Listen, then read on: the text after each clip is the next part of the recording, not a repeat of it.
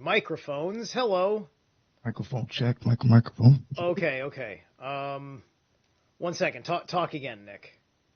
What up? What's going on? Okay, there we go. All right. I had the channels on OBS screwed up. Thank God somebody was in there early. All right, we're good. We're good. Let me hop in here. I remember my first time podcast. Check. Yeah, go ahead. No, I said I remember my first time podcasting, bro. Yeah. And this isn't even my first time, but I'm offbeat. I'm very offbeat because day job had to happen. Oh yeah. Plus I've been doing so much solo stuff where I don't have to be accountable to pulling people in on a complicated network. It's just me going live, just like that, and then I'm reading something, and it's all set on my OBS, but here I have to make all sorts of settings and whatnot, so I'm sorry. All right, here we go. Now, hi, everybody. So you would have heard my intro, then you would have heard muted, and then you would have heard me after I unmuted it. So now we're good. This is Nick, the New York Patriot of the Occult Rejects podcast. He also works over on the Spiritual Gangsta podcast, and I always know my friends by their damn cyber names. Who's Spiritual Gangster? That's Teresa. Teresa, my God, I can't go without saying her name. She's such a sweetheart. Anyway, Yes. But yeah, so this here is happening as a follow-up, a long overdue follow-up. I think it was over a year or something ago. We did our first interview, and then I was just like, yeah, dude, let's hook up like in just a couple weeks and with a follow-up because there's so much more to talk about. I was like, yeah, bro, no doubt. And then a year and a half went by of us back and forth. Well, I will say one thing though. One thing you do have to say. Not too many people get to say this. That you actually got to meet me though, personally. Yeah. In between that time, we did at least meet up, and I did get to meet you. Yeah, that's right. Not too many people, honestly. Mm-hmm. Yeah, people will see that. We'll see our meetup. There's aspects of it that I filmed that are on my channel. If you go to the Untermeyer Park video, me and Nick met up in Yonkers to do an investigation of a Zionist banker and the remnants of his great estate, right? And then he filmed his portion of it, and that'll be coming out eventually. Yeah. Actually, you know what's funny? Probably within the next few weeks, I am actually going to finally be working on that. I've already scheduled it with somebody of the Occult Rejects, so finally. All right. Yeah, good stuff. And so, we busted out the mask and the makeup today also because, tomorrow I think we hit Scorpio season and we're fully in, Samhain territory. So I was just like, okay, I haven't worn makeup in a hot minute. I need an excuse. I was going to wear my Venetian mask, but then I forgot you can't hear me because there's no mouthpiece. No. So I had to take it off. Oh, there's no mouthpiece on the Venetian. Okay, you can't. Yeah, you probably, if you try to speak through it, it'll probably sound really tingy or something. Yeah, well, the thing is, too, I'm not trying to scream either, I'm actually in an Airbnb right now, so I'm not trying to yell. Gotcha. I was just looking at the pictures behind you, and I said, oh, he's in a hotel, isn't he? Close. Somebody with hotel aesthetics. Yeah, man. So this is our first conversation since then, and so I'm thinking maybe let's have a little chit chat about that off the bat because a lot of people know very particularly this very real experience that we had as also our meetup. Tell us a little about our investigation at Untermeyer. It was a lot bigger than I even thought. I know the one wild thing that sticks out to me the most was still us finding that statue in the back of the woods.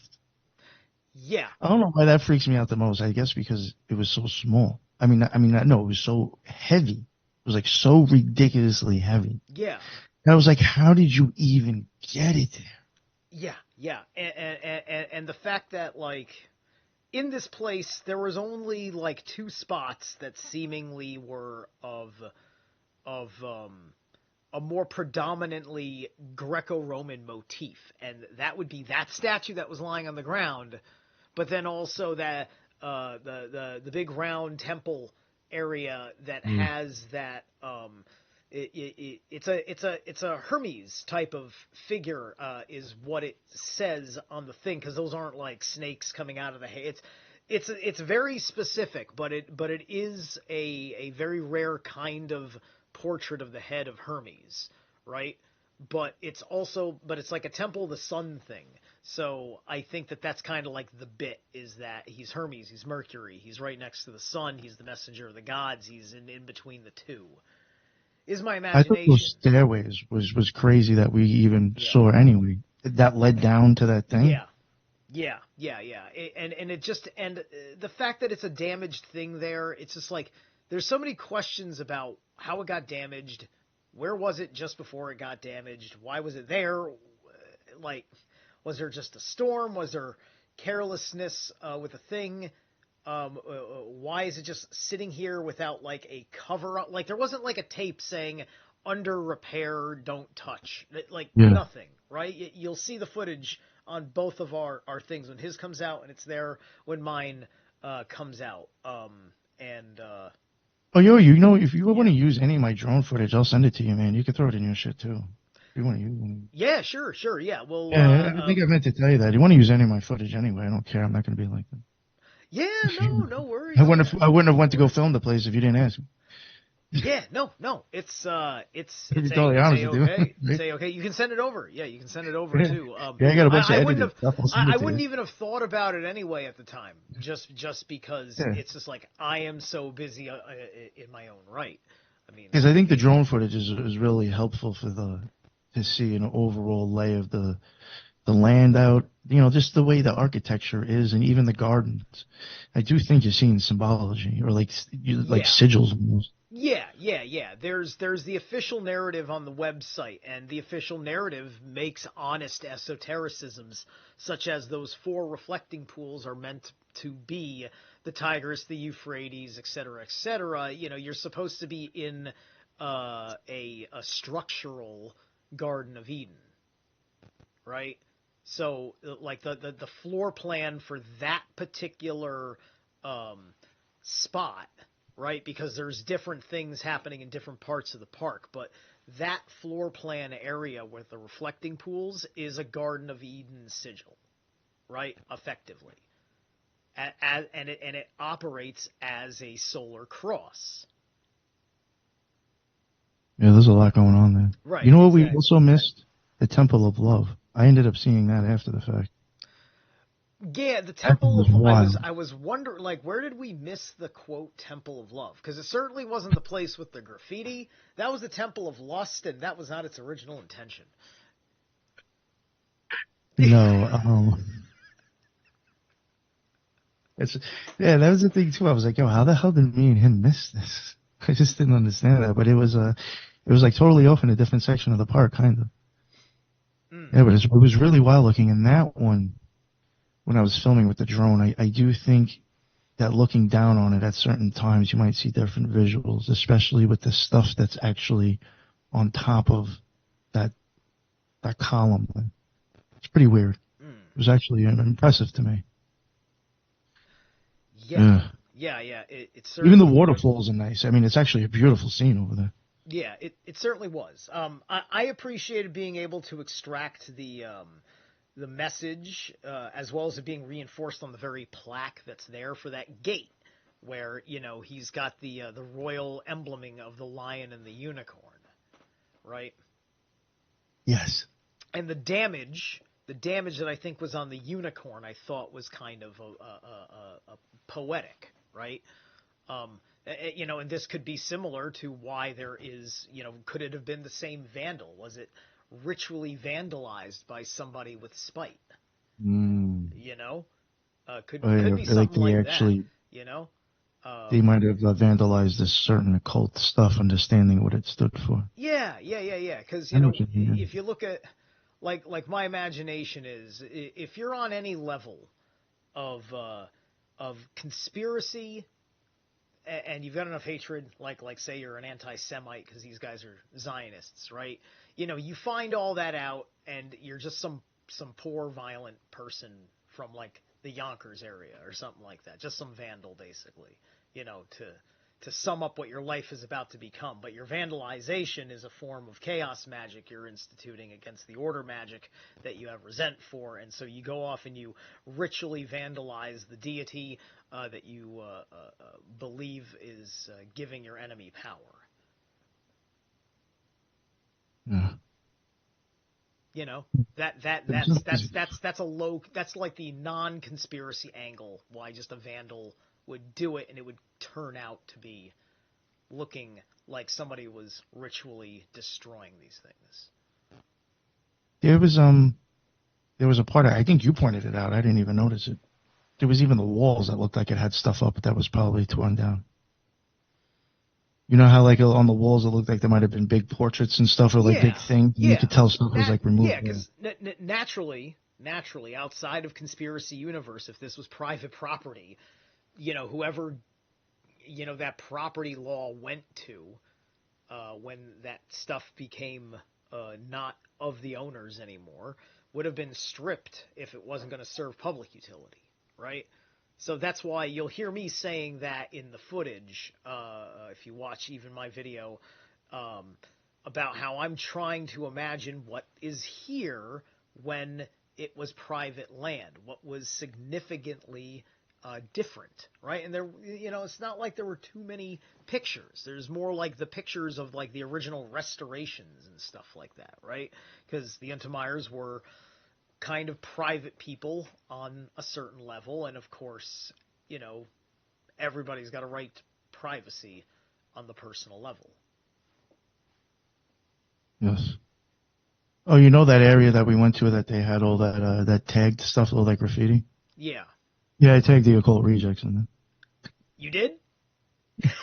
I went back with a paint marker, a black one and a white one. Like right over by the smiley face killer joke that I made. Yo, I wrote it in that one spot where we were like, yo, that looks like a smiley face. Yes! And I wrote the Rejects in there. Nice. I was like, I have to, man. I have to. Yeah, man. You need that spiritual gangster cred, right? Shout out to Reza. Good stuff. And so, you know, so that's why I really wanted to encourage you to go out and check out Untermeyer, because of all of these connections going on. And then you're working, you and team are working on all this stuff. Sometimes, because I listen to a lot of Rotting Jewels over there, shout out Dana, right? So sometimes I get like I'm listening to so much of her stuff, and then I know there's a little bit of crossover because you're also doing occult crime, that I forget which ones are you and which ones are her half the time, right? Because she's all very focused on, I think, like the Process Church and all that angle, and then Process Church just runs parallel with what you're doing, and what you're doing is having similar effects, especially because you're local. Yeah. Yeah, well, I mean, thing is, too, is you know, if there's occultism involved, I mean, odds are you're going to come across both of them. You know, I think that's how the Process Church shows up. Yeah. Hold on a second. Let me Sorry. You look. Yeah, you're fine. You're good. Okay. Yeah.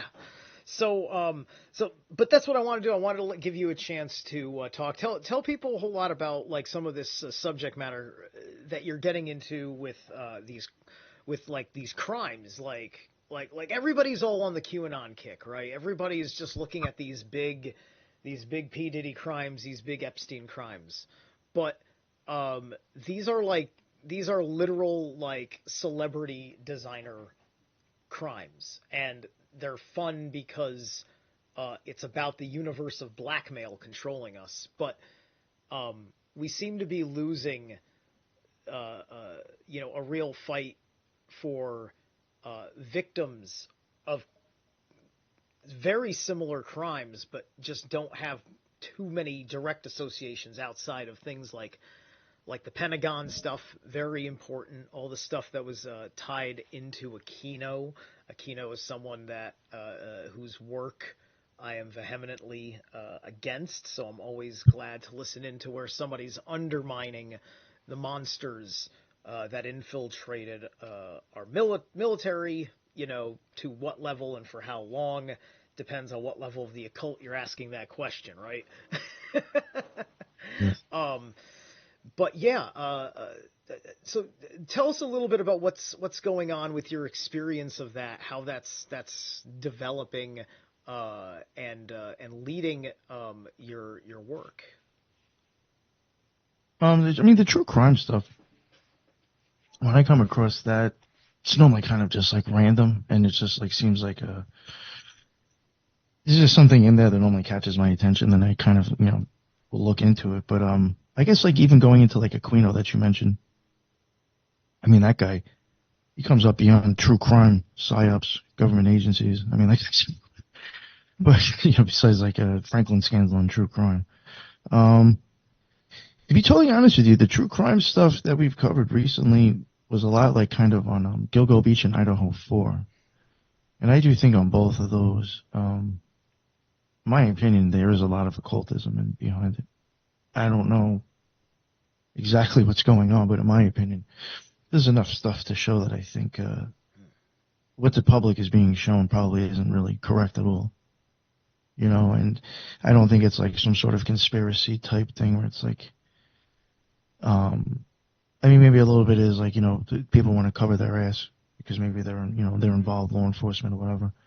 But I do think that for the most part, there is actually like, the way this case is being presented seems off because it's not truthful and it's wrong because it's something to fuck with people's heads in a sense. I do think it's like an occult thing. Like even when the case is being told to the public, it's supposed to be doing something to them as well. Yeah. Hard to explain, but like I think a lot's why certain numbers will pop up is because it's part of the math to the mindfuck. Right, because you're finding out when you're tracing like a crime like this, it's like the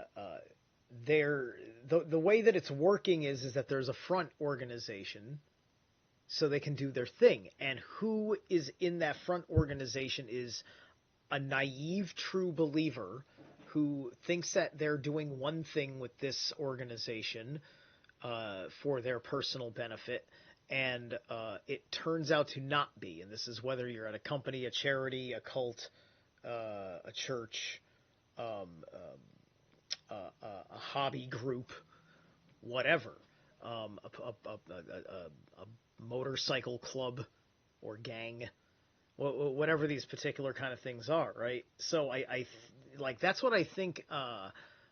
Like that's what I kind of pick up on all of this, because it's always been my deep assumption is that there's a God, like everybody who's a point man that makes everything stick is an effing patsy who makes everything stick, except they personally can't make it stick because they've been manipulated. Right? Because they're operating under the illusion of the front that you think that you're in, right? That's the way it all seems to pan out when I hear the weeds of the victims. And you know what the thing is that with this true crime stuff, to the way that it's gotten on social media, YouTube, Instagram and Twitter, TikTok, there's money to be made from these like horrible situations that people love pimping out. They want to say that they're worried about the family or they're worried about the victims. No, a lot of you motherfuckers are worried about clicks on a monetized channel. Just keep it honest. That's all you really give a fuck about. A lot of true crime channels are really like that out there, but I forgot where I was going with this because I went on that little rant. A lot of the true crime that I see going on now, my opinion goes back to almost like, this is going to sound crazy, but almost like Nazism, a magic. Right. To where I don't give a shit what you think you watched, what you think you've read. Anything that's been handed to you through the news about World War II was probably fucking fallacy. Or a lot of it. And now I'm not saying certain things didn't happen. I'm not saying that. But just the visuals and the things that you were shown were shown to you on purpose, just like Ukraine, to make you think certain things and feel certain ways, in my opinion. Yeah. I And think true crimes are starting to do that now to people. And there's a lot of people out there that are taking advantage of that as well, I think. Like, I think there's a good possibility that Idaho 4, I think Brian Kohlberger is actually running a PSYOP, and this is all real-time true crime data mining to see how people react to it. Like something crazy like that. I know that sounds nuts, but I think that shit is going on. Because that's one of the few things that they have been able to analyze for people's behaviors is true crime. 100% in real time. And all of a sudden, recently, in the last few years, we have had tons and tons of true crime pop up with all these GoFundMes, with all these like crazy things that are attached to people that like, I don't even know this person, and the GoFundMe money's not even going to the family, it's going to somebody else. But like, cause I think people realize that these things, they're what they are, and they ride the magical wave.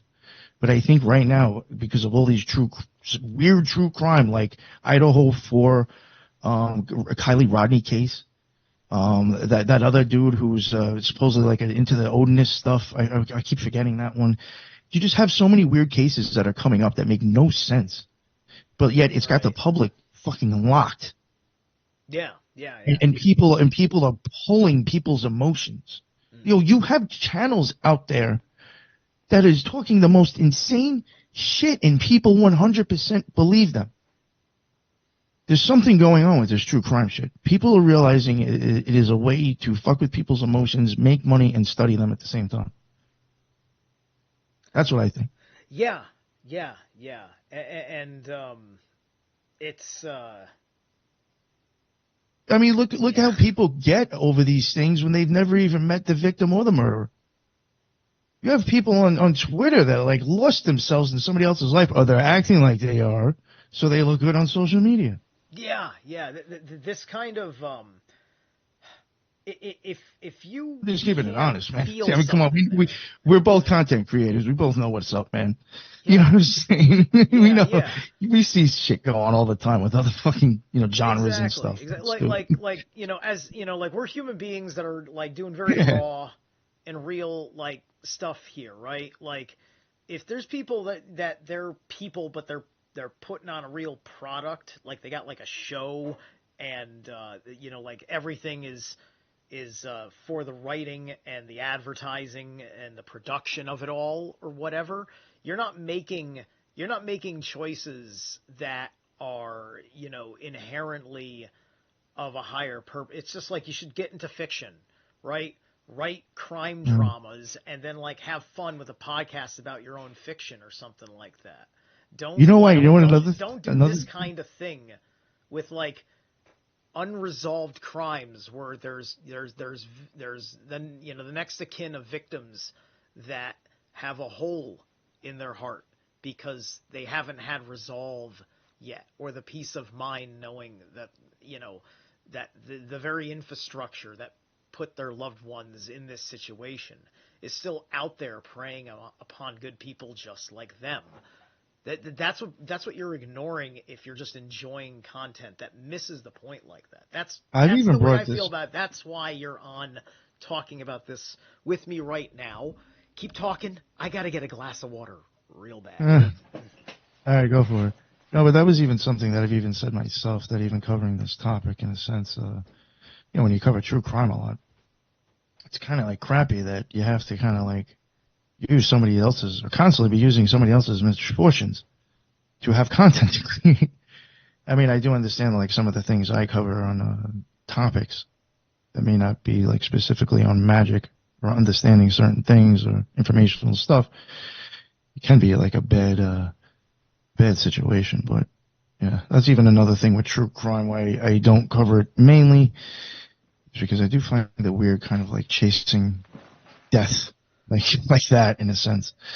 One thing I did want to add, and I wanted to wait for you to get here, is that another thing I even think that's like I'm starting to think with true crime, is that I do think there is a huge push for pre-crime. I'm not political. I could give two flying fucks about either side of the street, but I know that J.D. Vance and Peter Thiel are both involved in things that are huge with pre-crime. Pre-crime, I see. J.D. Vance is, that's Peter Thiel's butt boy anyway. But he's huge with pre-crime. And, you know, this may sound crazy, but how are you going to prove that shit works? Yeah, where's my Minority Report? Well, or are you going to create situations to see if it works? I don't know, just, or create a demand for people to want to buy the product. I do Yeah, think that some of these things that we're yeah. seeing out there may even be people that are like done to see like if the pre-crime works or not. Right, right. They will probably continue to do market experiments of this kind of thing, right? It's just like, I think it's more like MK Ultra and see if we can yeah, catch the dude before he snaps. yeah. It's for instance, And it's not working. mm, it's like for instance, modern cars, right? Any man's man hates a modern car. Too many bells and whistles, too much computer override, where things don't work just because a chip that's conveying ones and zeros isn't functioning, right? We don't want to have to deal with this problem, right? My dad doesn't drive has a Ford Explorer. You use a little knob that digitally tells the car to change gears. So you're no longer grabbing the phallus of the vehicle to fucking take control anymore. It's like, what the fuck is this way of driving, right? And so we want to have our tactile, in control experience. And pre-driving is effectively what modern cars are doing right now, right? I have sensors that are helpful to me because I might be a little drifty because of how irritating it can be to stay exactly within the lines when I'm worried about, oh, there's debris over here, there's a little critter over there, right? So my car, now that I have this 2020 vehicle, it chirps and it torques the wheel a little bit when I'm drifting over a line without using a signal. I actually like this feature, right? What I wouldn't like is AI saying, nope, in my judgment, we're going to stay in this lane, and then I hit the fucking car in front of me, or something like that, right? So pre-crime and pre-drive, like, if it's not going to work for pre-driving, because we live in a world, there are a lot of people that don't care about how much fun is necessary to live life, because fun is no longer a value, it's a luxury. It's just it's an extra thing that you can't have or something like that. That's a big problem, right? We need to live in a world where I can be a little distracted and there's a little bit of fucking risk. But you don't want to say it like that because it scares insurance companies. And we kind of ask ourselves, do we like insurance companies, so on and so forth. So a guy who's into pre-crime is going to be a guy who's in it for the insurance companies. Mm. I mean, there's so many different angles that, I mean, you could see that you could want to play because of money. You know what I'm saying? Yes, exactly. I mean, of course, insurances, I mean, you may even want to get involved in that aspect too. No, you do. You know, a lot of healthcare companies run out of over here, Hartford, Connecticut, right? You've got Yale, New Haven, Medicine operates out of here in Connecticut. There's nothing scary about Yale. Yeah, it's definitely an interesting place. Very interesting. I've always been incredibly concerned about that, right? Especially because we're living in the shadow of our vaccinated universe, right? Oh, sure. Vaccination. What were we talking about? I totally forgot. True crime. Oh, yeah, the pre-crime. We're talking about true crime, and you brought it to J.D. Vance and talking about how J.D. Vance is into pre-crime, and of course that's interesting because when you look into the details of, occultism or whatever, it's all going to be tied into art and aesthetics and things, and and it's kind of like the paranoia of which sometimes, okay, I'll use a true example that, what if it was actually, no, I could just use an untrue, okay, when what's his face was arrested on January 6th, right? Jake Q Shaman, right? He had a tattoo of Volknut on him, right? It's a Norse, knot that represents a principle of the Trinity and the trifold aspect of the Trinity. Okay, so it took a while for everybody in a conversation to eventually get heard that that was not the pedo triangle, right? So was he in a pedo cult? Was a rumor that went around for a very short period of time. I was one of the few assholes that said, like, whoa, hold on a second. I don't know what's up and whether I should defend these actions at all, but let's talk about the fucking tattoo that you're pointing at, because that has context beyond this event. Right? And so I was an early voice in clearing that up that nobody listened to. Right, so pre-crime would be looking at somebody with a Volknut and analyzing the Volknut and then determining that they're racist because it's of a Germanic Norse origin. Right, that's a pre-crime kind of thing, right? So we're seeing pre-crime. Pre-crime has been around since our paranoia and witch hunts, right? So the witch hunts. So we've already lived through pre-crime. Pre-crime is a Dark Ages mindset, and that's what we're worried about. So those are conspiracy theorists, pre-crimes. Right, and we have to be responsible. They're slapping charges on everybody. We have to be responsible in the study world of conspiracy. You have to be deeply responsible about that, because you can go off and aloof and into the weeds. I get irritated listening to everybody who figures out some way, shape, or form to thread specifically the Bible into everything, when the Bible is plagiarized from older sources, and I'm much more interested in seeing those things connected to everything instead of the book that ripped off all the things that were connected to everything. That's why I don't like the Bible, right? So I try to keep because I could go and pick up a Bible and make plenty of content about the Bible. Everybody's doing that. The Bible has literally become esoteric low-hanging fruit. So I can't help but think that there's maybe not the right snake telling everybody to read it. Not the right snake. That is funny. Not the right snake. Is that like Moses? I'm not trying to say avoid the snake, Moses? because I'm not that ignorant. But there is a snake. But there are different kinds of snakes. Listen, it's funny you brought that up, because I've even thought about that before. And so how many people were there that this dude was, rising? I was holding this snake up when Moses held the snake up. How many people were there? It was like millions, right? Do you remember offhand? Somebody who held up millions of snakes? No, Moses. Remember when he held up a snake? And he did it in front of millions of people, didn't he? Well, not millions of people. He did it in front of, I think, the Pharaoh.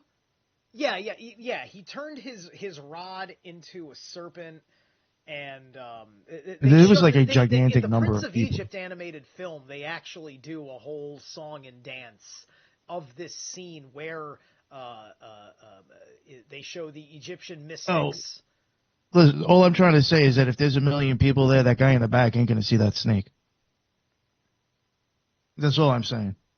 Maybe if you want to get stuck, because there's millions of people that are supposedly witnessing this. Yes, but that guy in the back not going to see that snake. The witnesses, not everybody there has to be a witness. Not every participant of the event is the ones that have to see it and affirm it and give it the psychic charge. The Pharaoh and the court of Egypt was there to witness it, right? And so the Pharaoh can't just lie and be a corrupt leader. He has a whole court and everybody being accountable to whatever the way that fucking nation actually works. And that was the witness unto, at the very least, a power of legitimacy. Not necessarily of greater power, but just me saying, look, dude, my God's for real. See, he can do this trick. right? That's what they're doing. They're Magician. they're cock measuring their deities. You made the first Slinky. Something like that, right? And perhaps this was a big deal because maybe it's like, maybe it's a trope that's true about slavery and dehumanization in slavery, right? It's just like, you don't have a god, you're going to have to worship our god, right? You know, I think in Rome, you didn't have to worship another god. I think slavery was all business in Rome, right? Now, it's quite another thing if like you're saying someone is doomed to be a slave. So there's different kinds of slavery, just like there's different kinds of employment. Slavery is, I think, was just employment. We just have no idea how the world has changed, and being a slave gets shit on, but being a slave is just something that's there for you so you're not an outcast of society. Get it? Mm. You know? Here, we collect unemployment because we can't get a job. We're already an outcast of society until we get a slave job as an employee, until we figure out how we make our mark by having our own business. And that's how, at least, it works in the West.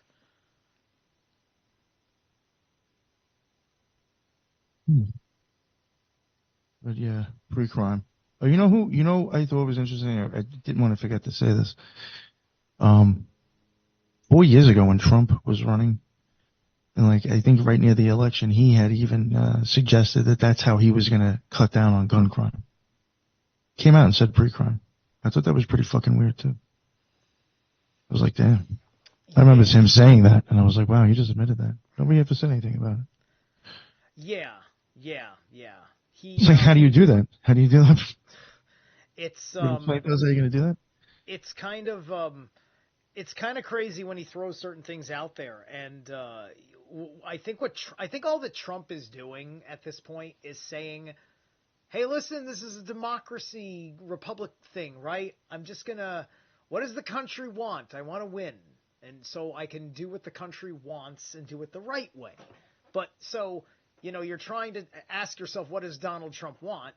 This part of Donald Trump that has to be this way as politics is to give the people what they want.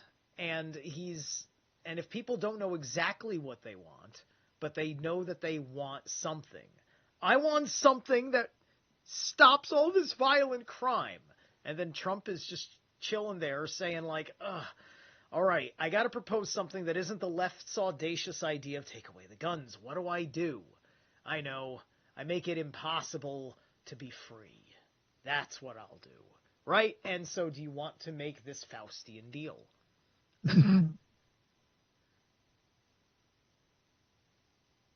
That sucks. It does suck, but hopefully it doesn't do well, right? And Trump will end up not doing it because it isn't wanted, right? That's the idea, unless he sneaks it in. But if they sneak it in, it also, you have to be tricked into it if they sneak it in, meaning that it's going to end up being like some bylaw thing, and it depends on what contract you're not paying attention to, yada, yada, yada, right? Because you're making deals trying to make people happy, and I don't know. At the end of the day, whatever deal was made, 2020 sucked. 2020 sucked, and he made the deal that made it. So that's all I gotta say. Got a road deal no matter what.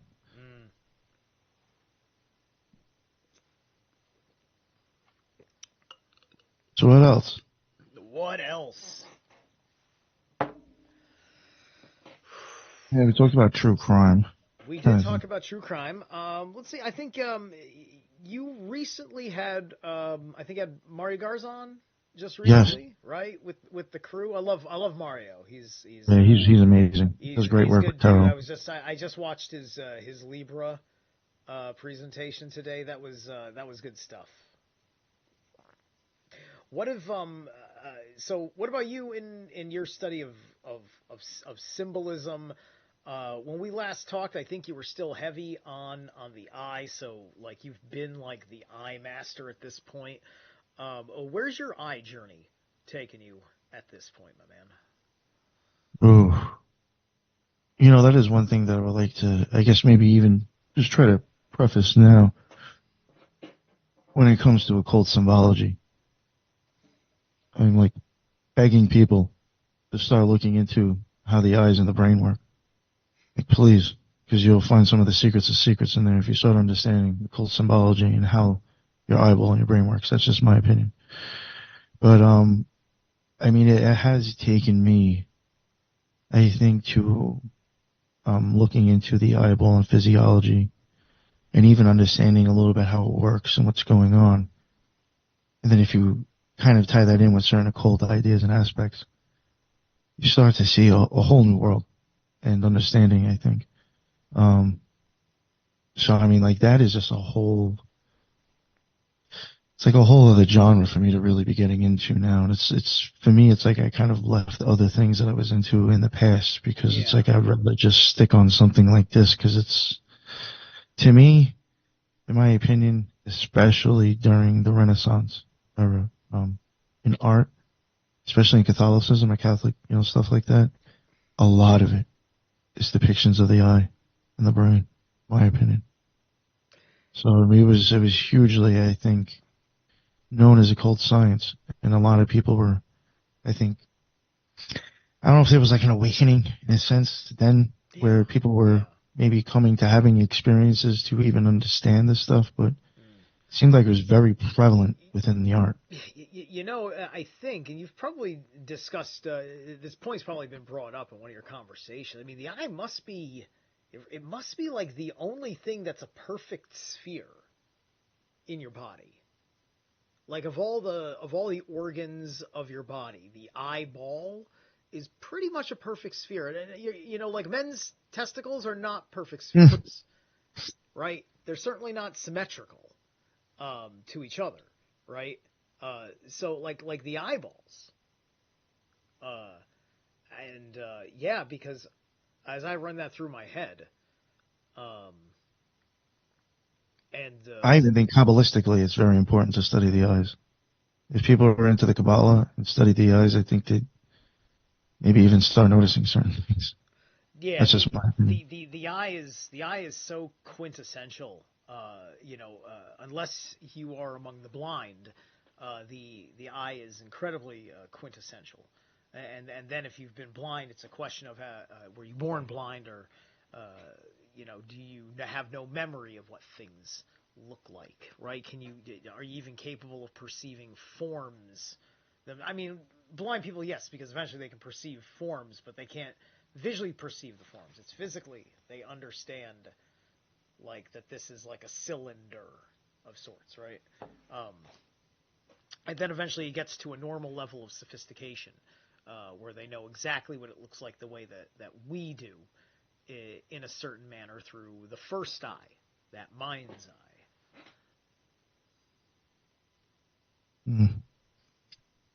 Well, yeah. That's something I was going to say, and I lost. Right. And I hit the vape too many times. Okay, all right. I'll hit the vape too many times also, so you don't feel so embarrassed. Well, even with it's gonna sound crazy, but like even with the eyeball, I think there's heavily like you'll see a lot of the Bible in there. Believe it or not, this is my opinion too. Yeah. But there's like tons and tons. I think like Kabbalistically, like I was saying before, if we even start looking in the mechanisms and what moves and what's going on in your eyeball when your pupil dilate and changes, a lot of symbology, I think, is literally in that you see a lot of time in some of the most deepest stuff. Especially the art, like they'll show you like the pupil, either, smaller, bigger, what's going on to make that happen. The lens, there's so much things just to get the lens to move in the hyaloid canal. There's like so many things that are going on that are moving that look like so many different other animal. You could just, even the bending of the hyaloid canal, that's a snake right there. I mean, you could constantly use a snake for that. Just like so many different things that it could be constantly being used in art. It's so easy to depict the eyeball because of what's going on in there. most people probably don't realize like what the hell's going on inside your fucking eye. Yeah, so the But hypoid if you were to canal actually is go look into that, it's so doing a whole lot of shit. that canal. That's a part of the iris. Well, I would say that's looks like it's the hyaloid canal. How, if I was to look at the eyeball picture again, it's more like on the back of like either the lens or the pupil, and then connects back up to the optic nerve, or like the vitreous nerves. It's like it's in that back part of the eye, in the front of the eye. Yeah, I see what you're saying there. Which that then also connects the symbolism to the snake that eats the egg. Well, yeah. See, now that's another thing. That I think is sometimes symbolized, showing that when your pupil, if you were to make your pupil small, that's mainly because it's getting pulled back now. It's actually going back farther in your eye, and it's screwing closed. Screws closed, and that's your sphincter muscle. The same muscle that's in your asshole is what makes your pupil close. Same muscle. Mm-hmm. Screws closed, but then when it opens up, it pulls out like a cross. But I mean, there's a lot of things going on in there that there could be symbology that people always pass off as like something silly or crazy, and it actually has some deep meaning. Like, I do think like that, or even the spiral. Besides other things, I mean, your pupil closes like a spiral, and then isn't that crazy how even the word pupil, because that even makes you think of a young kid. Like, you gotta start wondering sometimes what kind of bullshit stories you're being handed that's actually an occult tale. My opinion. Yeah, exactly. And to see these structural correspondences that then have their hermetic correspondences,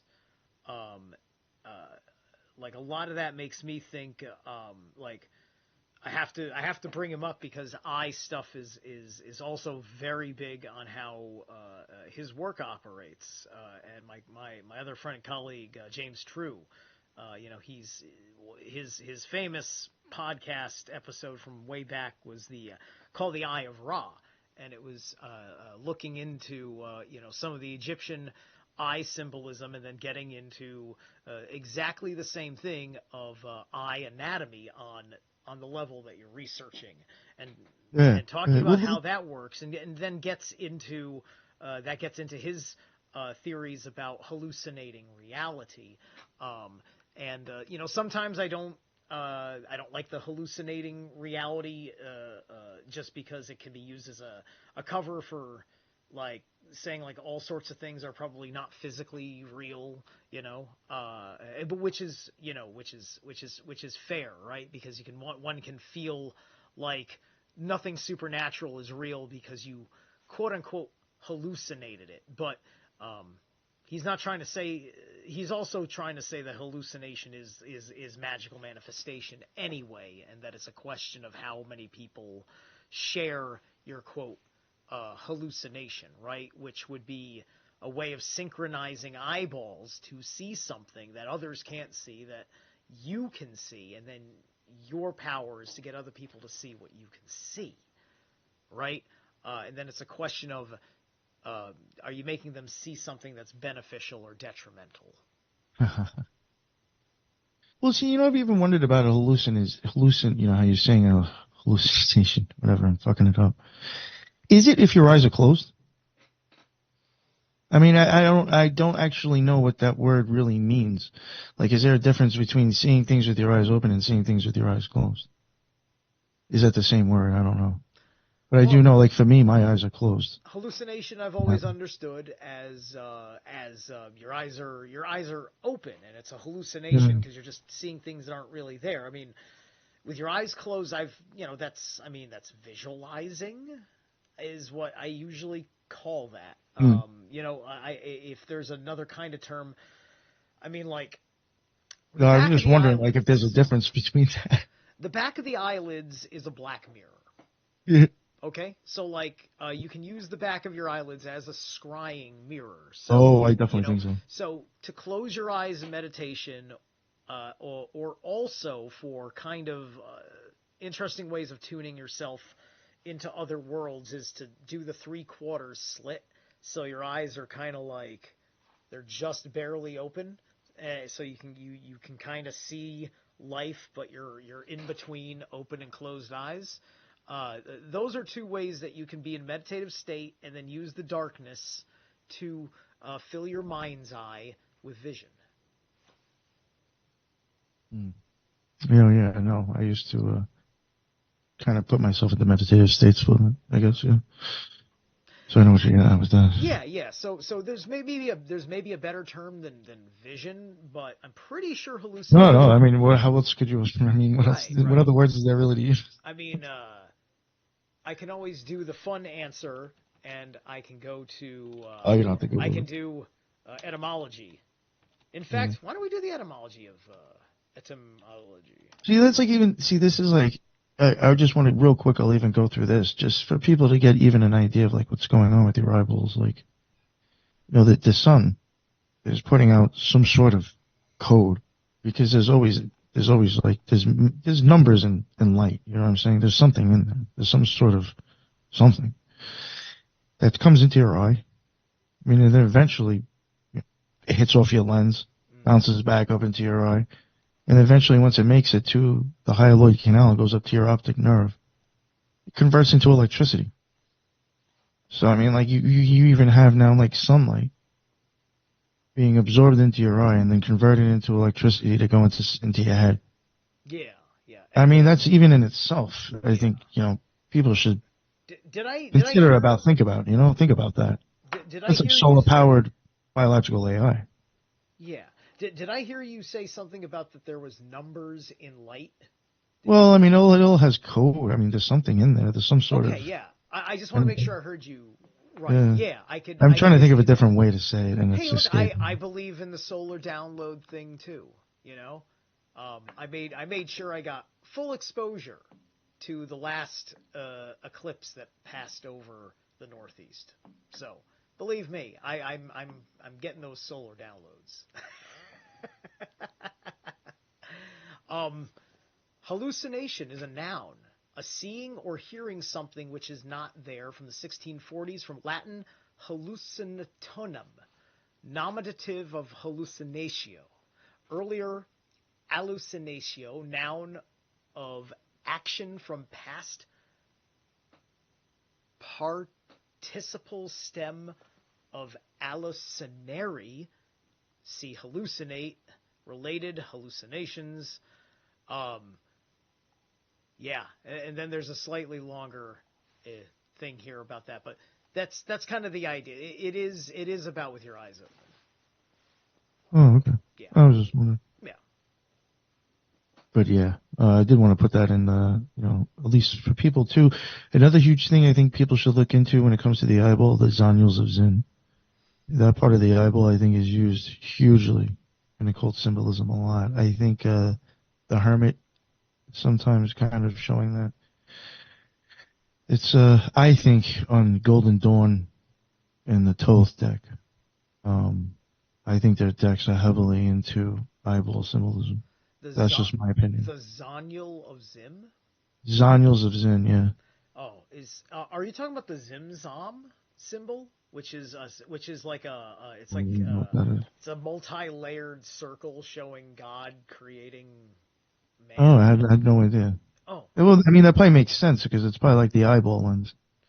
Yeah, you could make that. The zonules of Zin is what moves the eyeball lens in your eye. You could make that correlation. Like the Zimzum is an occult chart thing, and it's these different layers, these multi-layers that of circles, concentric circles that come down to a pinpoint. And so the outside of the circle is the wholeness of creation that is God, right? In the monotheistic God sense. And then the singularity is God collapses himself into a singularity to become man, and then grow back into himself from the singularity of being a man. And this is the Zimzum. That's what it means as I understand it. And each one is a layer of development from primordial man to back to God. I've never heard of this Zim Zone. Yeah, yeah. I will. I will. What can I actually? Can I do that on? Oh, that won't work if I do that, will it? I could show it to you, but I don't think the audience would see it No. because the screen share I don't think would pop up on the Streamlabs. So Yeah, we're good. yeah, yeah. All right. Anyway, Yeah, but the Zaniels is in. I think I think that's shown a lot in occultism. So. Zonials of Zim. Okay, cool. Mhm. I will. I'll look that up. Maybe spell it out for me. Zonules of Actually, yeah. Zinn. Yeah. Z-O-U. No, Zon. Sorry, Zonule. My bad. Okay. Zonule. Okay. Of. And then Zool. Zinn. Zinn. Zinn. Zonule of Zin. Aha. And like, look at images. See some weird stuff. Oh, I'm sorry. It's a part. in there. Okay, it's a part of the eye again. Okay. Yeah. I just find it interesting that name is so close to Zimzum. Okay, the Zonule is Zim. All right, I see it. It's okay. It moves your eyeball lens and everything. My opinion, that is the machinery that they're talking about in the Yesod sphere in the Kabbalah. I think that is the machine. I think that's the machine that Pink Floyd's talking about, because that is what moves your whole eyeball and everything. Makes everything change. It's the machine to really inside your eye that creates all the movement that needs to be done. Gotcha. Yeah. There's certain pictures in there that will look like a hermit. It will look like a little dude holding a staff. These little things that go around the lens. You know, in a way, you could possibly say that they're like the puppet strings that move. Yes. You see that? Isn't that weird, dude? Yeah. Lens made inside of. Oh, that's interesting. What is this? Oh no, that's. Some of them look like shields. It's like, yo, haven't I seen that on like the Avengers or something? Some of them look like shields, you said? Yeah, just like if the way they look, depending if they look down on it, the shot, and you see the whole lens, and then the zonules coming out at the end. It almost looks like shields and stuff. It's very weird looking. Or almost like like those desert worms with the mouth open. There's also an annulus of Zin, apparently. So things get real anal.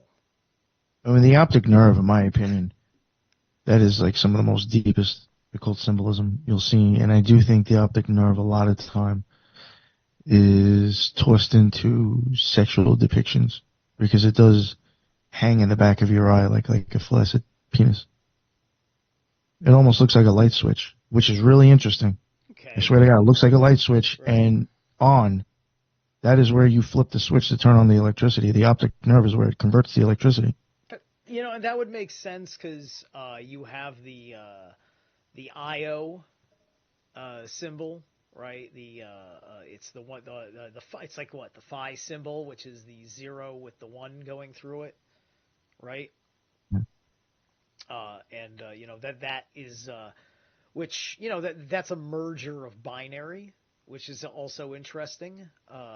It can lend itself to the to the hermaphrodism, especially because it does get mercurial in that respect. Because the eye itself being a round thing, or the pupil itself being a round thing, that's going to be that's going to have a feminine principle to it, as the container, as the portal, and then anything that's going to interact with it that isn't another round thing is probably going to be the masculine thing. And then there's these rods that attach and then move it.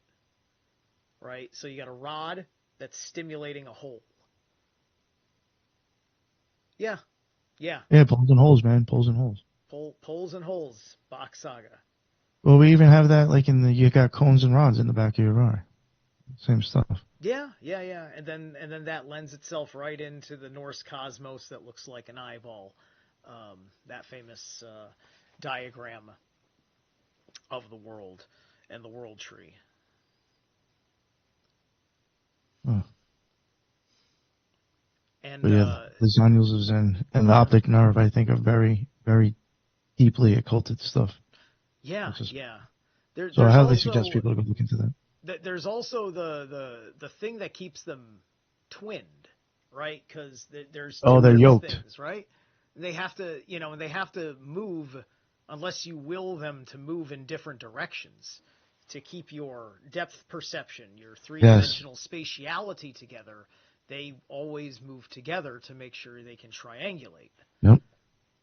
Right. Which I do think I have done that before too. Because Yeah. I've said even in times where one pupil will be like, at one time, one was 4 millimeters bigger than the other one. It's, they only get 8 millimeters big. Yeah, It goes from 8 to 6. It's when it screws closed, it does it in three screws. It goes 8 to 6, 6 to 4, 4 to 2. These are the windings done. These are the twistings of the screwing of your pupil when it screws closed. Okay, gotcha. It's like another thing too. Like again, it's like screws closed. Yeah. Your pupil screw. Like, I'm not trying to cover up certain things, but just play off those words and think that maybe sometimes things are being said because it means something else. There's people that are talking about genetics this way, right? Because there's not just how many strands, chromosomes of DNA there is for us as people. There's how tightly wound it is as well has its effect and tells us something about these genetic structures. And there's people right now talking about the activation of the 12 strands of DNA, and that also changes the way our DNA is wound. And so that winding, the numerology of that winding, functions a certain way, which I think that's designed to get into the harmonics of the matter, because those are intervals, and the intervalation of sound is what makes music happen, right? How frequently it happens and at what degree of change does it happen, right? How sharp or flat it is, and how that ends up following a pattern. Mm-hmm. I think when it even comes to music, I think that could even have ciphers in it too, to produce certain things to affect your brain, also on purpose. I know that just went out there, but you mentioned something. Wait, and this happens when you're where? I missed the very first thing you said. With music, with music, just from things that I've studied myself and even just seen done, there could be ciphers in that as well. Oh yeah. The one that every nerd knows is Tool and the Lateralis album in particular, where if you listen to it in the Fibonacci sequential order, you listen to the album inside out from lateral to lateralis, and then you keep going back and you oscillate between the tracks from the inside out of the album. It's called the Holy Grail version of lateralis. And that's the secret nerd way to listen to the album, because you've decoded the Fibonacci sequence. Everybody thought they reached Generation X enlightenment when they heard that album. Hysterical. That's it. I understand lateralis esoterically. I don't need to ascend. I've been to the Alex Gray Museum. I know what's up. I've attained enlightenment. Let me have this candy bar.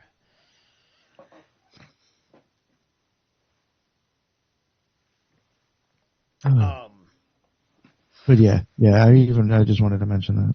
Yeah, I do think that was good. Hang on. All right, hang on a second. We're going to have a little bit of company. I'm going to turn off the water to the house. Okay, gotcha. Yeah, we're doing some work on the house over here, so has to be a little bit of traffic coming through. All right. What a time. Yep. Where did Did I just close my video? I closed something. Go back to normal. There we go. That's better. Sorry about that. Did that close my video out? No, you're still here. Yeah, you saw me. You saw my dad go through the room. Yes, I did. Yes. Yes, there you go. Unlike some people, some of us have families that we roll with. But that's okay. Anyway. There we go. So yeah, the aspects of anatomy, I think, are very interesting in our mythology work, because getting that whole point across of the universe within you also is how you tap into the power being within you and the magic being within you. And I enjoy that because, I think the thing that's going to bring all of this abuse to a stop is that we no longer, appeal to power outside of ourselves. And so knowing our own selves, body technology, psychological technology, spiritual technology, we don't seek out these groups and look into that isolation to be wrapped up in a hallucination that keeps us from dealing with some hard aspects of life that you might be going through.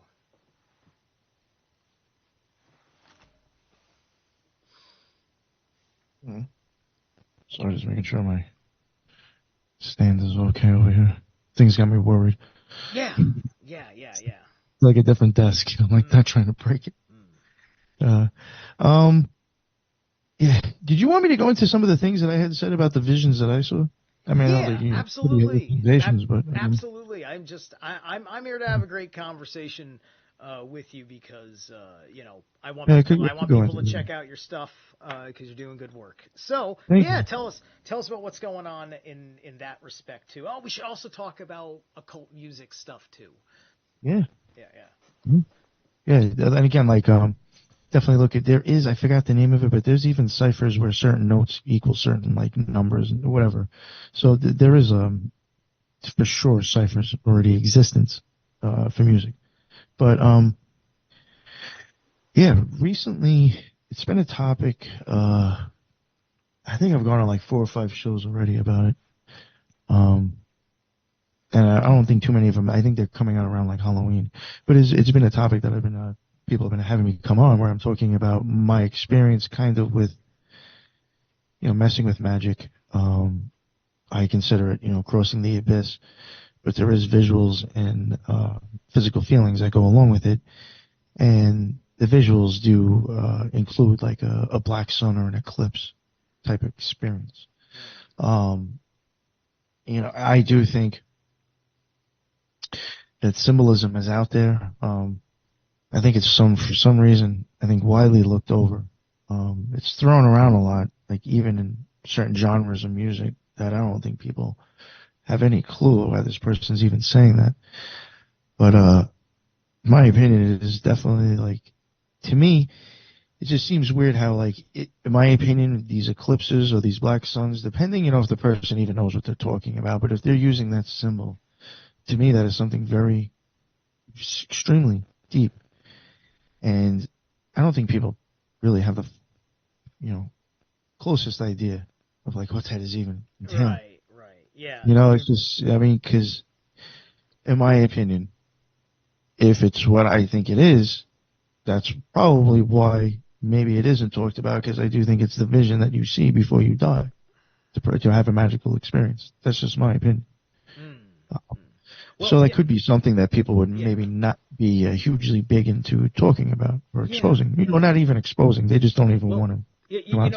I was rummaging through my stuff. I found the drawing, which is pretty cool. So I'm going to show you this drawing real quick, right?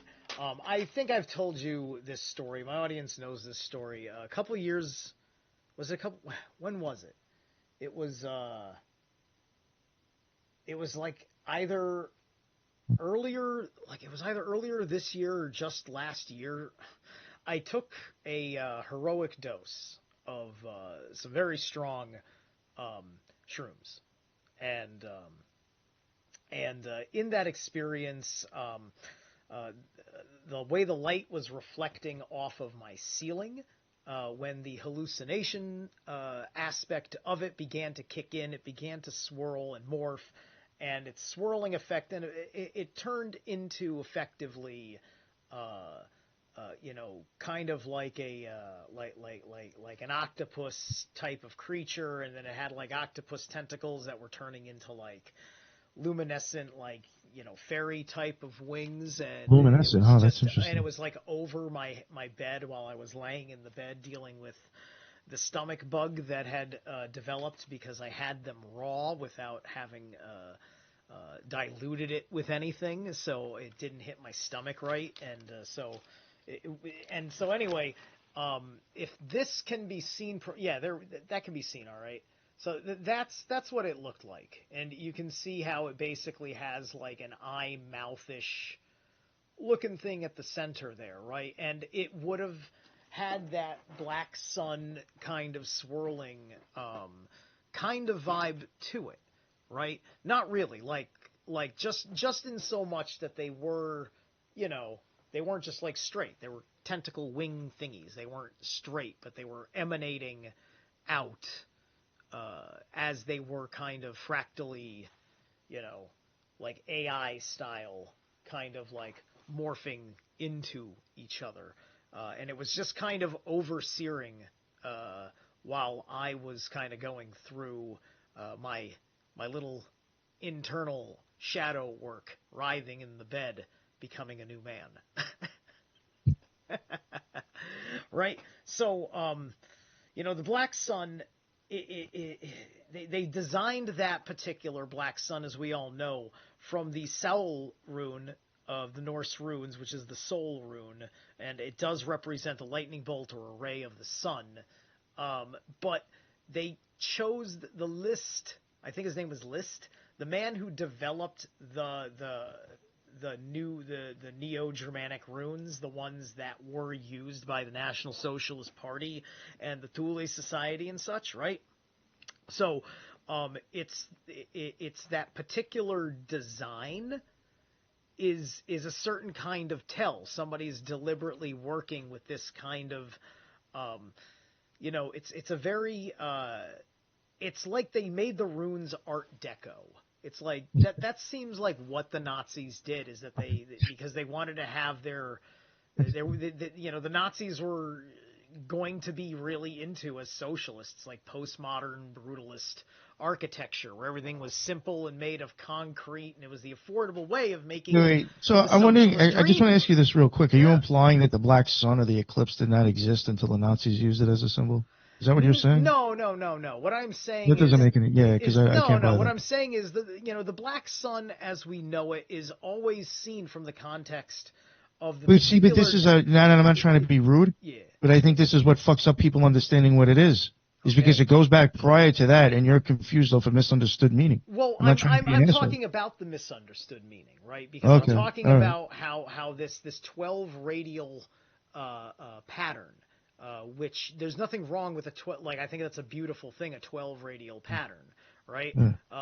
But it's hard to bypass when the design that you're looking at of that black sun as a sigil is using the Nazi known, the introduced and and foundationed on the that's where it's in everybody's consciousness. It's that pattern on the bottom of that castle that the name escapes me at the moment, but there's the famous castle, I believe it's still standing, with the black sun on it. That was a Nazi fortification center, and where the Thule Society was believed to have possibly done rituals and things. Like, remember what I said? I believe that. Let's talk about the truth. I want you to. Yeah. This is why you're here.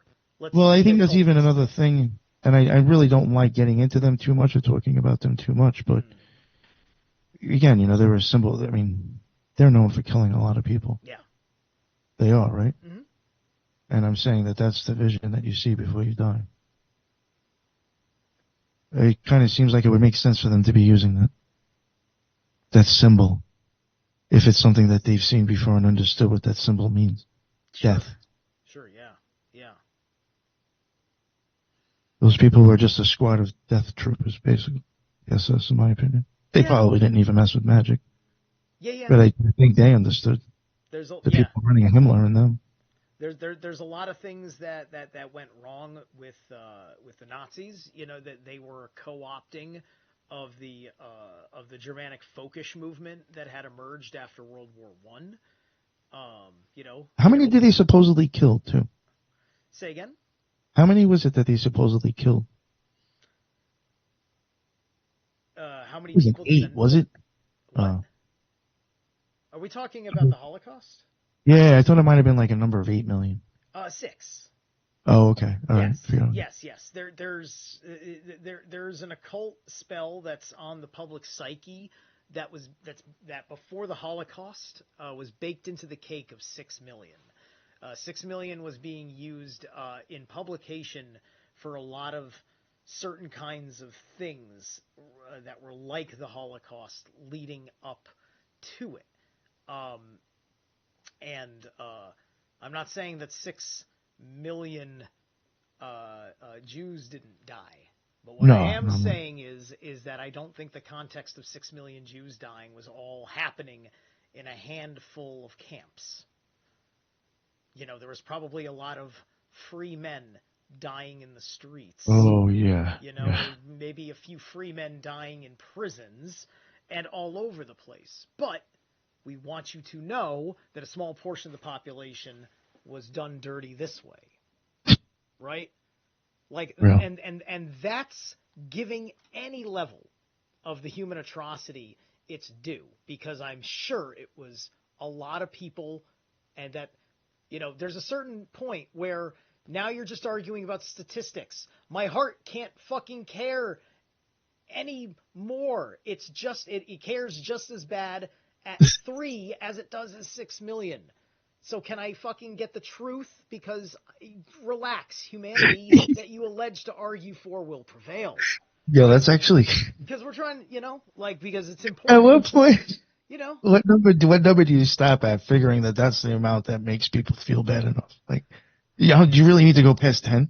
Right. Well, you know, they need a certain people to hold true to the power of that message. Whatever numbers needed. They need an emotional relationship to that message to make there be an air of taboo. Well, 3 makes me feel bad. You didn't have to go to 6 million. Yeah. I feel horrible. You're stupid. That's funny. Right? You know, it's just like, how can we let 3? It's just like 1 or 2 it happens because shit slips through our fingers. We're all human. But 3, now I think you wanted it to happen. What the hell's wrong with you? Right? Yeah. Now I just want to just, like, you know, if Hitler killed 3 Jews, I'd probably be really mad. I'd be just as mad and couldn't get any madder. 3. Oh, 6 million. Go figure. It was 6 million. It was bad enough. It was 3. Fuck him. Right? Seriously. That's what we all have to fucking say so we can have a rational conversation without somebody out there thinking less of us. Yeah.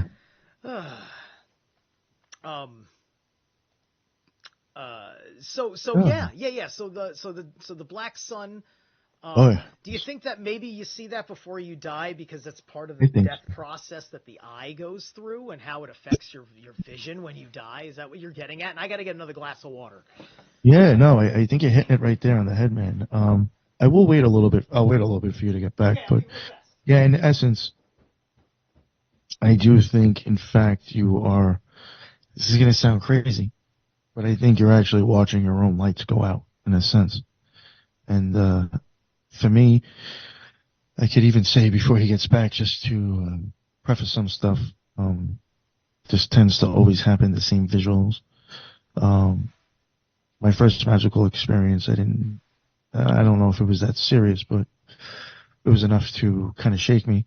I didn't have the same visuals over and over and over again. But after that first time, everything after that was always almost, from the last time, almost perfect, except for a few times I had geometrical shapes showing up, but sometimes I didn't, but everything is just like same step. And then it's very weird how it's almost over and over again the same thing. Are we talking about your last? Was that your last trip? I couldn't hear that part of it. Yeah. As I'm trying to lower my music, my mic on my end because I think they're saying that it's too loud on your end, possibly on YouTube. I was hearing that. I turned myself down a little bit. I wasn't sure how to turn you up because you're coming in loud and clear over here. That's okay. You might just be in too relaxed a state, perhaps. But I was saying that project a bit, don't I? And it affects the audio. But I was just saying that this is a common thing every time now. If I experience magic or if I don't, it's like I can still, for me, I can choose to back out of the situation up until it happens, and sometimes I do, or I'll try to just hold a part of it. It's hard to explain. But I will like kind of almost meditate on the eclipse instead of waiting for the magic to happen. But there is always, it's almost not choreographed, but there's a certain series of events that always happen over and over again. When it first starts to happen, it's almost as if like it's completely black. Like my vision already seems black from meditating for a while. I had already probably been meditating for a minute. And like I'm sure with you, if you meditate, like at some point, like it does kind of get dark. You know what I'm saying? It just, at least for me, it would seem to get like that after a while. So it was like already black, but all of a sudden it starts to look like, almost like oil come up out of the ground, or maybe black paint poured on top of something black. Or if you had like a black table and you looked down on it and blew on it and dust blew away, but like you blew like off the dust and you see like a really darker black table underneath the dust. It's almost like that, where it looks like something comes out and starts pushing away the dark, and it looks even darker. It almost looks like a black flag kind of like showing up. And then like a circle, like a little white dot starts to show up. And at that point, I was saying before, somebody had pointed it out to me on Twitter, and I was like, what the fuck? Like, oh no, it was on Instagram. I think I put it on Twitter. Like even the stuff with Full Metal Jacket. If you think about Full Metal Jacket and that guy blowing his brains out, and then you think about this story that I'm going to tell you, maybe you'll get where I'm going with this. I'll come back to it at the end. But like at one point, even in that movie, that dude who blows his brains out, he puts his eyes kind of cross-eyed and looks up towards his pineal gland. When I see that dot, now my eyes are closed. When I see that pin dot, if I focus on my pineal gland and start to feel the pressure and kind of go cross-eyed, it literally is almost like, feels like it locks onto it and holds it there. And like I can keep it like in my vision and it doesn't go away. Because sometimes at first it's almost like I have to like really focus on it, or like kind of let it like come, and then I have to like hold it. Like I can't like force it either. It's hard to explain. Like I think that's when sometimes Crowley would say you can't lust the results. It's almost like you can't force yourself. You just kind of have to let it slip in and then just hold it once it's there. It's kind of like catching the memory of a dream. Maybe, yeah. When you don't wake up from the dream in a way where you can retain most of the story, and it feels like a memory lost on the wind. Like that kind of feels like that's the picture in my head as you're describing that process. It's the same kind of grasping at that focal point from that state of mind. Maybe.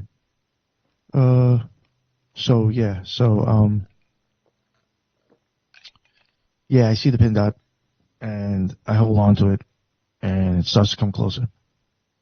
And as it's starting, and like, you almost start seeing like it, when it starts getting a little bit bigger, you can almost start seeing like shapes around it. And the easiest way to explain it is like, you remember those viewfinders from back in the day where you'd hold them in front of your face and you click it and it would show you different visions, but it would almost be layered, like in a bunch of different things to make it look 3D. Yeah.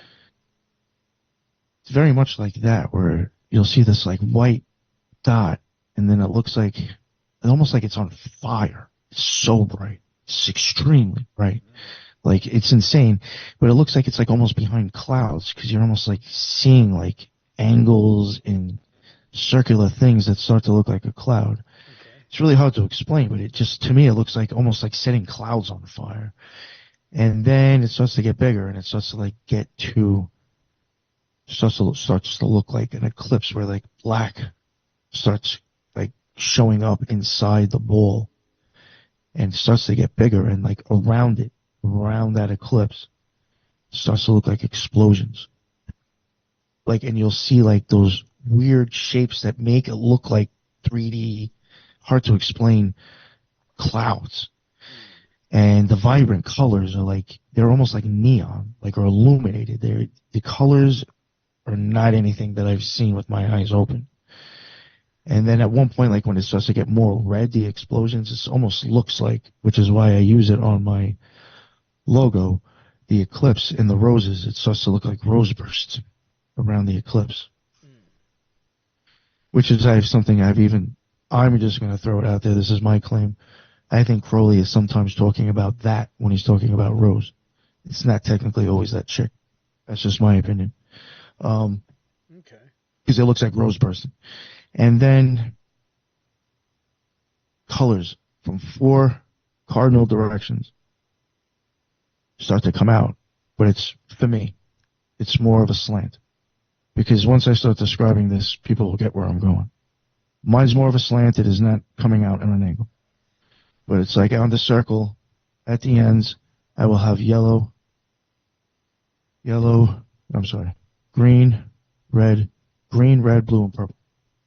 Those 4 colors coming out almost in a fine line, starting to spiral around the whole, like it's almost like it's, what it really looks like is like your pupil twisting closed, maybe.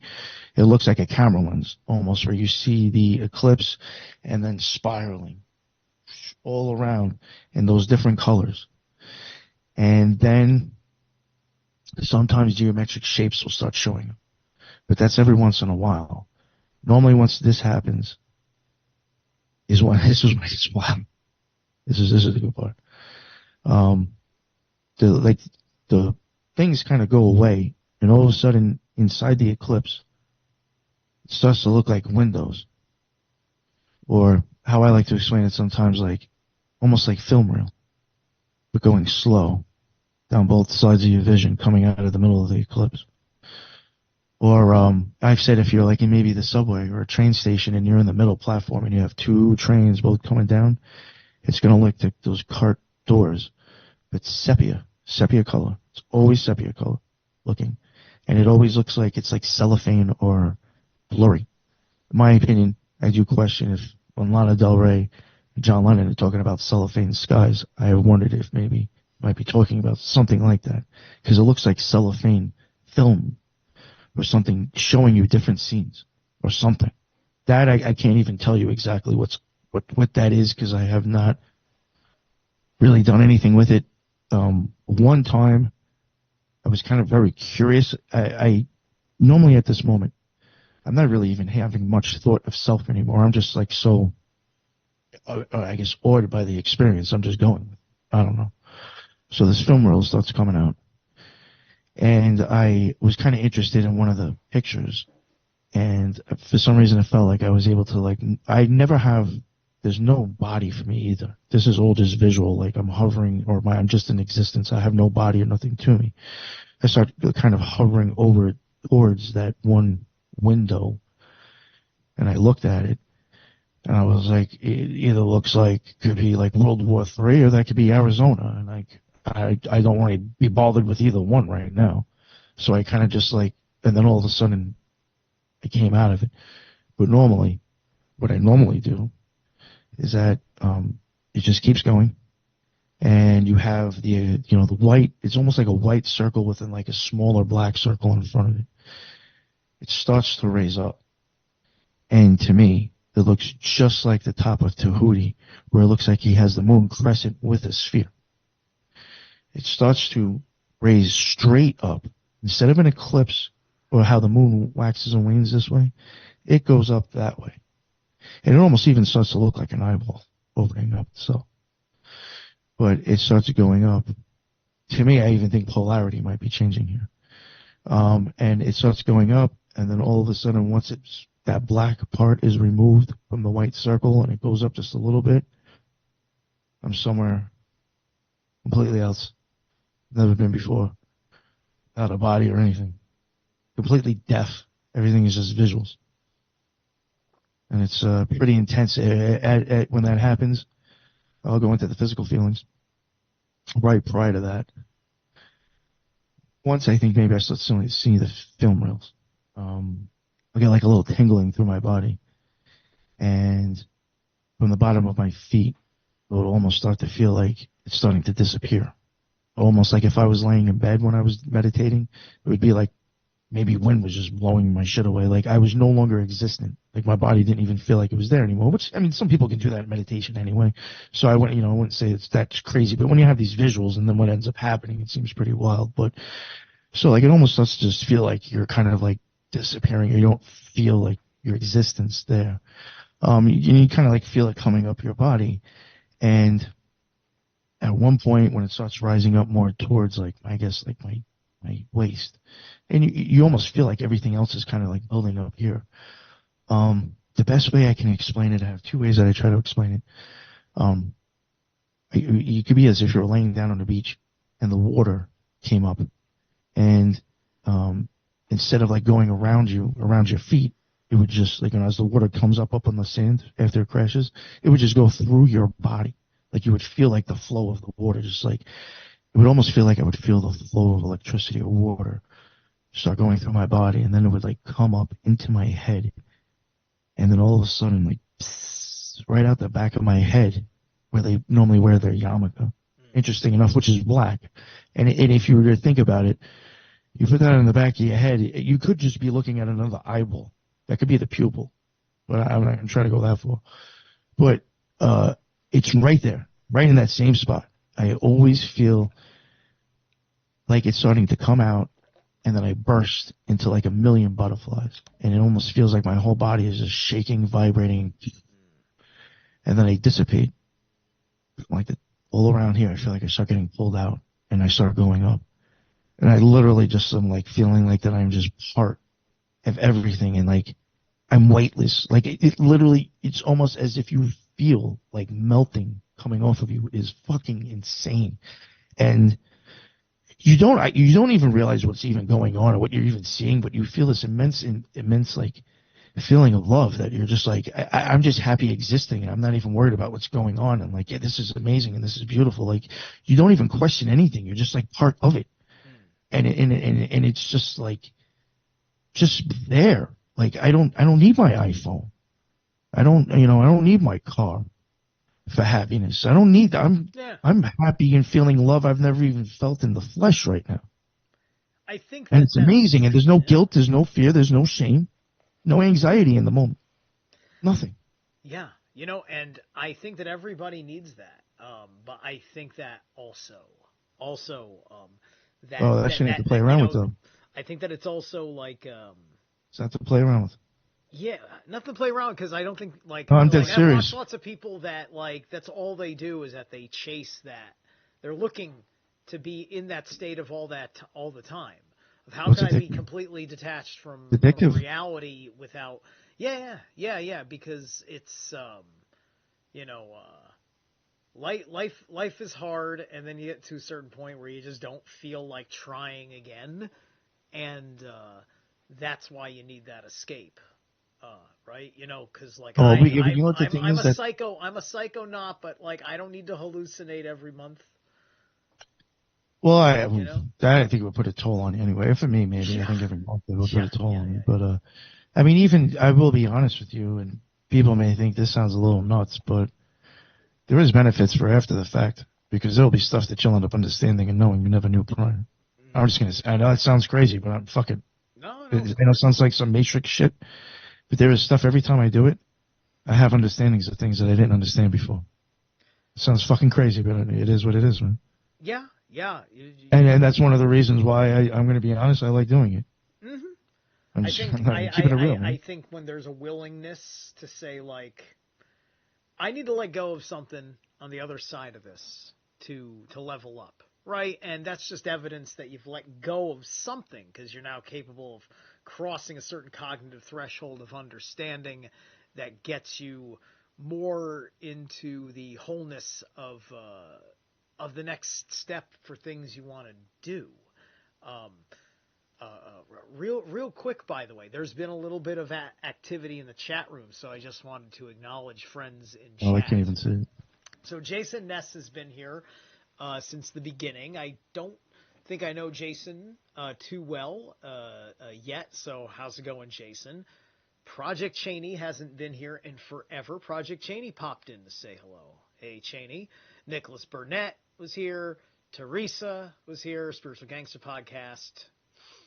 Adam Weber is one of my guys. Slick Dissident Gabe showed up. A lot of you guys know Slick. Slick did my. I've done a couple of things with Slick, including Loki. Different from what he did with Chance, but my own Loki run with him, as well as a breakdown of Jodorowsky's The Holy Mountain. Because the Enneagram was in it, and he's our Enneagram guy. If you need an Enneagram guy, Nick, you gotta call Slick to talk about the Enneagram. Oh, Slick Dissident is awesome. Yeah, Slick's the best. Stein popped by. Stein's my boy. My interview with him just popped off the other day on Greyhorn Pagan's podcast. Treva is here. Treva's another new friend. Indigenous Everyday Prague Clock. This is something that I do want to even touch on to maybe even push for people to understand. Now, you can sometimes be dealing with some real sick individuals that fuck with magic. You know what I'm saying? Of course. Because I'm just keeping it real. Straight up keeping it real. Yeah. If I understand. Every time I want to cross the abyss, I might be giving up everything and not coming back. That's pretty serious shit to say right there. If I'm willing to pull my own fucking plug out so I can have different experiences that other people are afraid to do, that's some serious shit. I may not come back, and I'm willing to give that up. Not all motherfuckers are ready to say some shit like that. But you can have people that you have to understand, if I'm okay with doing that to myself, what would I think about other humans that I don't even know? It's real easy for somebody who fucks with magic, if they're okay with taking themselves out to have this experience, they ain't gonna give a fuck about another fucking human being they don't know to get theirs down the road. Which is why we have megalomaniacs doing this stuff. Because they are okay with killing themselves to get to where they are. Straight up. Yeah. I don't want to keep it real. Sometimes that's why I say certain things that come out of my mouth. Right. Because nobody can do anything to me I haven't fucking chosen to do to myself already. Real talk. I have no problem doing it. I'll pull the trigger with no remorse. So when people want to threaten to cut me sometimes, I laugh and think it's funny. They threaten to cut you? What, like with a knife? They're trying to... I don't know. There's people in your chat that's made threats to people physically on my show. Oh. So understand what kind of motherfucker you're dealing with. Oh, yeah.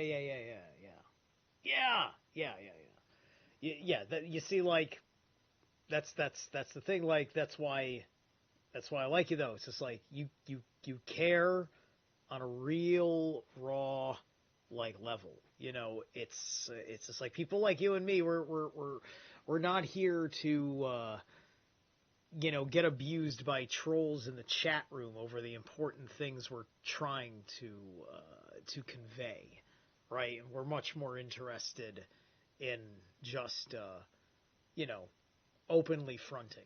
It's just like let's not play around. You're poking at me. You want to have a fight. No, but what I'm just getting at is I think threats are funny because technically I'm going to be straight up. Magic is temporary suicide. People need to fucking open up their eyes and start hearing that shit. Because that's one of the deepest secrets. People don't want to talk about it. It's fucking serious. The shamans can talk about it, but nobody else. You're saying that magic in and of itself is temporary. If you're taking it that far to cross the abyss, you are killing yourself.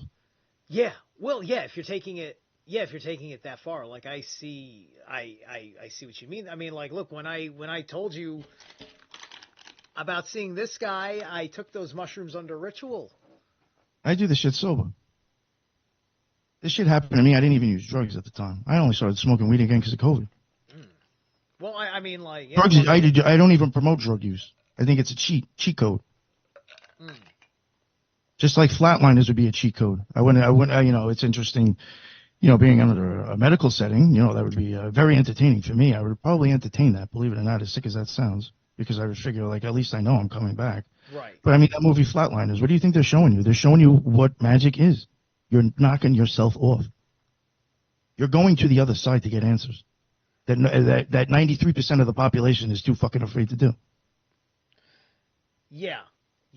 And you don't want to tap into it like, that much. Like, and that's why people bitch and whine. Why do these people get places? And why do people get this? And why does their lives better? Because they're doing things that 93% of the population is too afraid to do, so they have an upper hand. And this shit, and people have been given such silly little things to go chase instead of what magic actually is. They're going and chasing stupid shit that retards are purposely handing them from up top down as topics of discussion that should be talked about when it's all silly crap. That's why I'm just keeping it real. I mean, there's just a lot of shit when it comes to this stuff that I don't understand why motherfuckers won't say something. Well, fuck it, I am. Yeah. There's people on the scene that mess with this shit and they know what the fuck I'm talking about. They hear my vision, they know it's fucking real. Please, I hope people that listen to me right now that don't like me, go send this fucking episode to the people that don't like me. And they will know I'm a real deal motherfucker. I pull the fucking trigger. They will. They will. This is, this is exactly, after they heard me say everything that I saw and what I felt, they know what the fuck's up.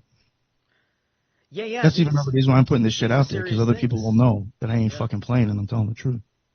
Definitely. And you've done more. Like, I've told my stories. Like, I've done most of my magic doesn't press things to the brink like that, right? And I certainly, other than weed, by and large, I don't do a whole lot of stuff other than like a little bit of microdosing, things like that, right? Other than that, I work hard for my answers. I work hard for my enlightenment, and I also am not, I'm also okay, with just like not knowing certain things. I'm very responsible about what I say when I think I can or can't validate it, and I don't try to just give people the mystic's answer. I get like a lot of self-satisfaction from the mystical answers to things I've gotten from my meditations and rituals and so on and so forth. But that's the context, the content of it is all for me. I can't even talk about it. I can talk about it if you've been like my friend forever and we've sat down and had long conversations and I told you all sorts of backstory, and then I say, and then I went through this ritual, had this fucking experience, had this fucking epiphany out of the experience, and that's why I stopped doing this and started doing that and became a different person, right? That's it takes a whole lot to do that instead of like you said, like a cheat code. Oh, well, I just took heavy doses of mushrooms until a weird monster that I thought was God told me what's up.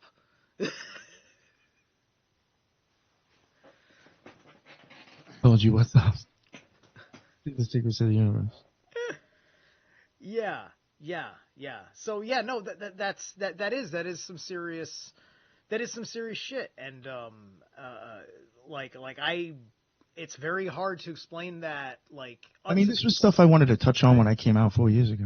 Right. But I just understood, like, how I'm just keeping it real, and I understand, like, maybe sometimes. I mean, I poke the bear on some of the very foundational principles. Like like the Sephiroth being not the true tree of life. That's one of them. Operating with issues of the numerology and the asymmetric structure of it, but there's still so much mystery to it that I can't talk about it too much, and I hate talking about the what not to without replacing it with the what to do, right? Because if I'm talking to somebody who's interested in magic, if I'm going to tell them don't do certain magic, you who is here because you're interested in magic, I better have some fucking magic for you that you can, right? Or an angle that goes the right way, right? I think my life is a good testament to a different approach altogether that is healthy and serves you. It doesn't call upon I don't call on spirits to gain what I've gotten. Oh, I don't even call on the gods to gain what I've gotten. That's something, right? You know what? I want to get that straight, too. I forgot to preface that. I mentioned that at the beginning. This stuff with the visions and everything I'm telling you, I do that just from closing my eyes. I just have to meditate. I don't have to do any rituals. During the winter, it will come I could go lay down in bed and probably almost happen within 5 minutes. Or it's not within seconds. Well, you've got a channel, right? You've got a channel open up. Like you have a natural, or you've either earned it as an automatic talent, or you've gained or found it as a natural talent for you. That's neat. That gives you a different relationship with it. That gives you that unique witness to that ability. And that's why your voice matters. Yes. Yeah. But that is, I just want people to like really, for one, I know before I had mentioned the eyeball in the brain. Please look into it. Learn how that stuff works. And death is a part of real magic. Yeah. That's the two things three, eye, brain, and death. And please, people, the shit's real. And it's just, it's got to start being more, it is very dark. It's very weird. If you start studying the eyeball and the brain, it won't leave you anybody to hate. I know conspiracy theorists and other, truthers out there, they love to give you people to hate and, build businesses they hate, races they hate, political ideas they hate. Maybe stop hating shit and stop fearing things and start learning about how your fucking eyeballs and your brain work. How it perceives your whole fucking reality. Yeah. Understand yourself. I can't tell you the things I've learned about me, just through taking yoga seriously and getting in tune with my own body. Like a lot of New Agers will tell you all about that stuff, right? Granted, make sure you don't listen to just New Agers because they're missing a lot. Well, I would say just like actually like go on medical things and learn how the eyeball and the brain work. Yeah. We've been at this. So it doesn't sound fun, and meditating doesn't sound fun, but I do think meditating and learning how your eyeballs and your brain work, you'll probably have more of an understanding of this reality than half the people without a magical experience. Sure. Yeah. Start with the brain, start with the eye. But learn everything, I would say, learn your heart. And it doesn't even have to be crazy deep, really. A basic understanding is enough to, I think, start showing people like, oh my God, I see what he meant. It is just, yeah, it's not really, I don't think it's a grasp. There's the mechanics of the left brain, the mechanics of the right brain, right? There's the way your heart field really reacts. That's even another thing too. You even get into the heart and oh my God. Yeah.